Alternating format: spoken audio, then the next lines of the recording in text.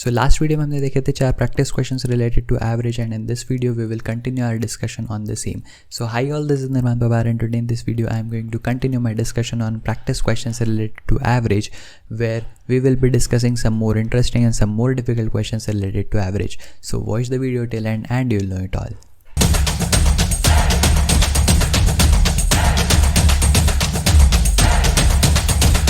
So before I get started with this particular video, अगर आप मेरे वीडियोस रेगुलरली फॉलो कर रहे हैं लेकिन अभी तक चैनल को सब्सक्राइब नहीं किया तो प्लीज़ चैनल को सब्सक्राइब कर देना, बिकॉज आपके सब्सक्रिप्शन से आपको मिलते रहेंगे नोटिफिकेशंस और मुझे मिलता रहेगा ढेर सारा मोटिवेशन.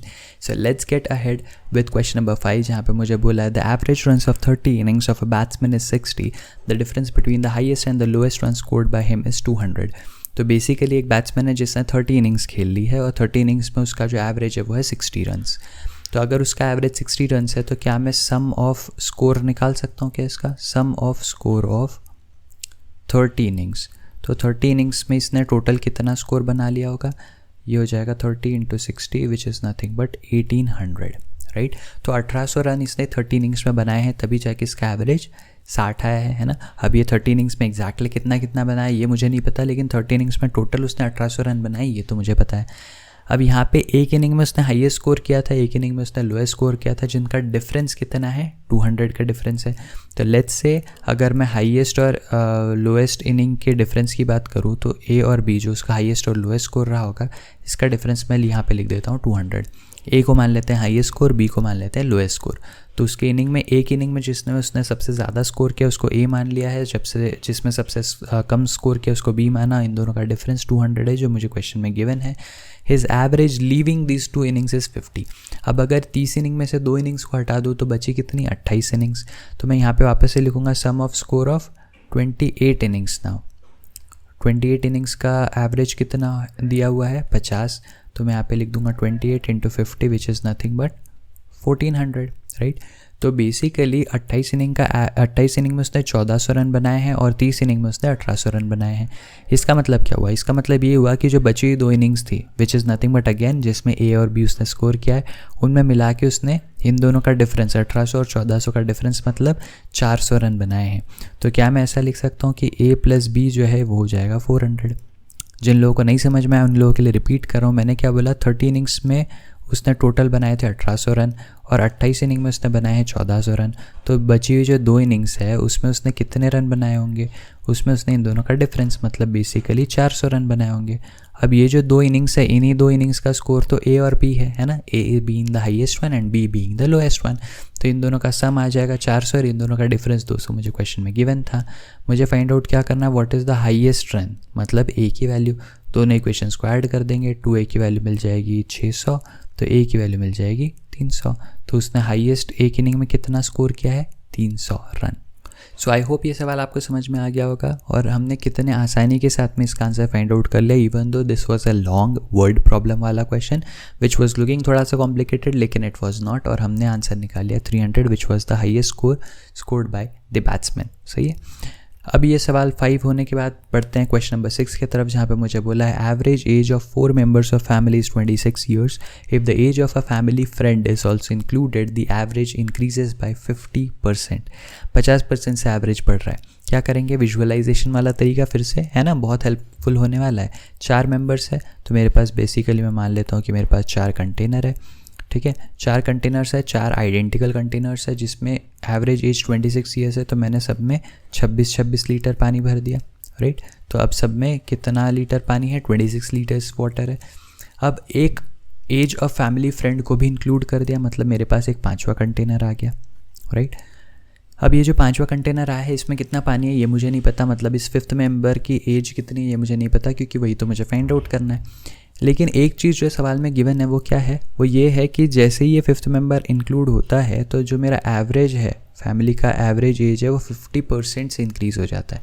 अब 26 का 50% कितना होगा? 26 का 50% है 13, राइट. मतलब 50% मतलब आधा. 26 का आधा हो जाएगा 13. 13 से एवरेज बढ़ रहा है, मतलब अभी जो मेरा एवरेज 26 था वो अब बढ़ के हो जाएगा कितना? 39. समझना इस बात को. एवरेज जो है वो 26 से 39 होने से मुझे क्या मिलेगा? मुझे जो 4 कंटेनर थे उनमें भी 39 39 39 रखना पड़ेगा और आखिरी कंटेनर में भी 39 रखना पड़ेगा, तभी उसका मीनिंग ये हो पाएगा कि 39 मेरा एवरेज है नया, राइट। तो अब इसके लिए क्या करना पड़ेगा, 26 से 39 जाने के लिए मुझे इन सभी कंटेनर्स में 13 लीटर पानी इंक्लूड करना पड़ेगा।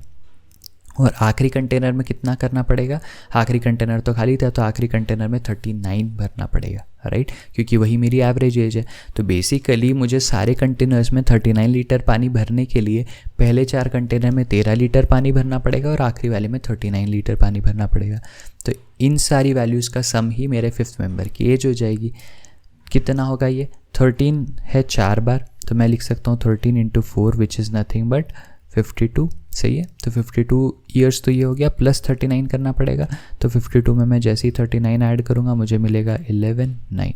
तो जो मेरा फैमिली फ्रेंड है, मेरा नहीं मतलब ये 4 मेंबर्स की फैमिली का जो फैमिली फ्रेंड है उसकी एज कितनी है, 91 ईयर्स, सही है। तो जब आपके पास में 4 मेंबर्स है फैमिली में जिनका एवरेज 26 ईयर्स है एज, जब आप 5th मेंबर जो कि 91 ईयर्स का है उसको ऐड करोगे उस फैमिली में पर्टिकुलरली, तो जो एवरेज है वो 26 से बढ़ के 39 हो जाएगा फैमिली का एज का, सही है। सो आई होप ये सवाल भी आपको समझ में आया होगा। And let's move on to question number 7। सवाल नंबर 7 में क्या बोला है, the average of marks obtained by 100 students is 59 if the average scores of passed and failed students are 80 and 10 respectively, how many students passed? तो मैं मान लेता हूँ जो मुझे सवाल में पूछा गया है कितने स्टूडेंट्स पास हुए, x मान लेता हूँ मैं उसकी वैल्यू जो मुझे फाइंड आउट करना है। तो बेसिकली जितने स्टूडेंट्स पास हुए हैं उसको मैंने x मान लिया। अब यहाँ पे मुझे बोला है कि 100 स्टूडेंट्स जो है इनका एवरेज स्कोर है 59, तो टोटल स्कोर कितना हुआ, टोटल स्कोर पूरे क्लास का कितना हो गया, 100 × 59 विच इज़ नथिंग बट 5900, सही है। अब टोटल 100 स्टूडेंट्स है, हर एक का अगर मैं एवरेज 59 है मतलब हर एक का स्कोर 59 है मान सकता हूँ। 59 × 100 करने से 5900 मुझे वैल्यू मिल गई which will become the total score of the class, right. Now if the average score of passed and failed student is 80 and 10 respectively, how many students passed. तो मैंने x स्टूडेंट्स को पास माना है। अब अगर x स्टूडेंट्स पास हुए हैं और उनका एवरेज है 80, तो बेसिकली 80x क्या हो गया, 80x हो गया स्कोर जो कि पास्ट स्टूडेंट ने स्कोर किया है। और फेल्ड स्टूडेंट्स कितने हैं, फेल्ड स्टूडेंट्स है मेरे पास में टोटल 100 स्टूडेंट्स थे, x पास हुए मतलब कितने फेल हुए, 100 - x फेल हो गए। 100 - x जो स्टूडेंट्स फेल हुए हैं उनका एवरेज कितना है, 10 है ना। तो मैं इसको 10 से मल्टीप्लाई कर देता हूँ और इनका जब मैं एडिशन करूँगा तो पास्ट स्टूडेंट्स का total score plus failed students का total score will be equal to the total score of class which is nothing but 5900, सही है। इसको सॉल्व कर लेंगे, मुझे क्या मिलेगा, 80x प्लस यहाँ पे मिलेगा 1000 minus 10x is equals to 5900। तो 80x माइनस 10x हो जाएगा कितना, 70x, और 1000 जैसे सब्ट्रैक्ट होगा मुझे यहाँ पे मिलेगा 4900। x की वैल्यू कितनी हो जाएगी, एक 0 को कैंसिल कर दो, x की वैल्यू हो जाएगी 70। तो टोटल जो 100 स्टूडेंट्स थे उन 100 स्टूडेंट्स में से 70 स्टूडेंट जो है वो पास हुए हैं और जो बचे हुए 30 स्टूडेंट्स हैं वो फेल हुए हैं, राइट। सो आई होप ये सवाल भी आपको समझ में आया होगा। अगर सवाल में थोड़ा भी कन्फ्यूजन है, कहीं पे भी डाउट है, चाहे क्वेश्चन नंबर 5 हो, 6 हो, 7 हो, कहीं पे भी कोई डाउट होगा, थोड़ा सा वीडियो को पीछे करना, फिर से एक बार वॉच करना। वीडियो देखते ही आपको समझ में आ जाएगा कि कैसे हमने इसको सॉल्व किया है। ऑल्सो अगर आपको कहीं पे भी कोई कन्फ्यूजन आ रहा हो या मेरा कोई पुराना रेफरेंस जो मैं ले रहा हूँ वो नहीं समझ में आ रहा हो, तो दैट इज़ बिकॉज आपने मेरे इस प्लेलिस्ट के प्रीवियस वीडियोज़ नहीं देखे हैं अब तक। तो प्लीज़ प्रीवियस वीडियोज़ देख लेना। सीक्वेंशियली अगर आप एक प्लेलिस्ट की वीडियोज़ देखते चले जाओगे तो आपको हर चीज़ समझ में आएगी, बिकॉज एनीवेज आगे की वीडियोज़ में हम पुराने वीडियोज़ का रेफरेंस कहीं ना कहीं लेते ही होते हैं, right. And with this let's move ahead to the last question of this video and this series on average, जहाँ पे मुझे बोला है the average weight of 3 men P, Q and R is 93 kgs. Another person S joins the group and the average weight becomes 84 kg. ध्यान से सुनना इस बात को, आगे का बिल्कुल नहीं पढ़ूंगा, पहले यहाँ तक की बात करूँगा। अगेन मैं वेसल वाला एग्जाम्पल जो होता है या जो मेरा विजुअलाइजेशन वाला थिंग है वही मैं यहाँ पे यूज़ करूँगा। मेरे पास 3 लोग हैं, है ना, तो मैं बोलता हूँ P है, Q है और R है। इनका एवरेज वेट कितना है, 93 kgs है। तो मैं ऐसा मान लूँगा कि सबका वेट जो है 93 kgs है, राइट, क्योंकि अभी के लिए तो एवरेज का मीनिंग तो ये हुआ कि मैं तीनों की एज को 93 मान सकता हूँ। Now another person S joins the group and the average weight becomes 84 kg। जैसे ही एस पर्सन इस ग्रुप में ऐड हुआ, इनका जो एवरेज वेट था वो अब 84 kgs हो गया। अब मुझे 93 से इसको भी 84 बनना पड़ेगा, इसको भी 84 बनना पड़ेगा, इसको भी 84 बनना पड़ेगा। अब 93 से 84 आने में क्या करना पड़ेगा, ये तीनों जो है PQR, इन तीनों के कंटेनर से 9 लीटर पानी निकालना पड़ेगा। 9 लीटर पानी जैसे ही निकाला तो ये तीनों के 9 3 मतलब 27 लीटर पानी तो S में डायरेक्टली आ गया, है ना। तो अगर S खाली कंटेनर जो एक मैंने चौथा कंटेनर लिया था, P, Q एंड R तीनों में से मैंने 9 लीटर पानी निकाला और इसमें डाल दिया। इसमें कितना पानी हो गया, अब 27 लीटर ऑलरेडी हो गया। मुझे एवरेज एज दी हुई है कितनी, 84, मतलब जो एवरेज वैल्यू है PQRS की वो कितनी है, 84 है। तो S को कितना बनना पड़ेगा, S को भी 84 बनना पड़ेगा। तो S की खुद की वैल्यू कितनी होनी चाहिए, 84 बनना है, जिसमें से 27 उसके पास ऑलरेडी है। तो इनका डिफरेंस ले लेंगे, 14 - 7 7 हो जाएगा और 7 - 2 जो है 5 हो जाएगा। तो S का जो वेट है वो कितना है, 57 kg है। तो यहाँ से मुझे S का वेट मिल गया कितना, 57 kg, राइट। अच्छा, यहाँ पे एक बात ध्यान देना कि मैंने PQRS जब कभी मैं एवरेज की बात कर रहा था तो जो मैंने PQR की वैल्यू 93 कंसिडर की है वो एवरेज वैल्यू थी, इसलिए वो कंसिडर्ड वैल्यूज़ है, वो ट्रू वैल्यूज़ नहीं है। जब मैं 84 में उसको कन्वर्ट कर रहा हूँ तो अगेन 84 जो है वो कंसिडर्ड वैल्यूज़ है, वो एक्चुअल वैल्यूज़ नहीं है। लेकिन जो मैंने S की वैल्यू यहाँ पे कैलकुलेट करके निकाली है ये मेरी एक्चुअल वैल्यू है ना। तो S की वैल्यू 57 kg जो है ये मेरी एक्चुअल वैल्यू हो गई। सवाल में आगे क्या लिखा है, if another person T with weight 6 kg more than S। तो यहाँ पे T एक और कैरेक्टर आ गया जिसका वेट 6 kg ज़्यादा है S के कंपैरिजन में। 57 में 6 ऐड करोगे तो आपको 63 kg मिल जाएगा। तो T का वेट कितना हो गया, 63 kg। अगेन याद रखना कि अभी मेरा PQR जो है उनकी अज्यूम्ड वैल्यूज़ है 84, लेकिन S और T की एक्चुअल वैल्यूज़ है 57 एंड 63, राइट। तो PQR की मुझे एवरेज वैल्यूज़ पता है लेकिन उनके एग्जैक्ट वैल्यूज़ फ़िलहाल नहीं पता, राइट। आगे क्या लिखा है सवाल में कि जब another person T with weight 6 kg more than S replaces P then the average weight of group becomes 88 kg। अब एवरेज ग्रुप का जो वेट है वो 88 kg हो जाएगा। कब, जब P को रिप्लेस कौन करेगा, T करेगा। तो basically Q plus R plus S plus T, मतलब जब P की जगह T आ गया, पहले क्या क्या थे, PQRS थे, P की जगह T आने से QRST हो गए। ये चारों जब साथ में आएंगे तो इनका एवरेज वेट कितना हो जाएगा, 88 kg। इन चारों का एवरेज वेट 88 kg है, तो क्या मैं इसको 88 × 4 इनके वेट्स का सम लिख सकता हूँ, ऑफ कोर्स लिख सकता हूँ, क्योंकि अगर मैंने इन चारों के वेट को 88 का एवरेज माना है तो 88 मतलब 88 × 4 जो है वो इनका एज, ये वो इनके वेट्स का सम हो जाएगा।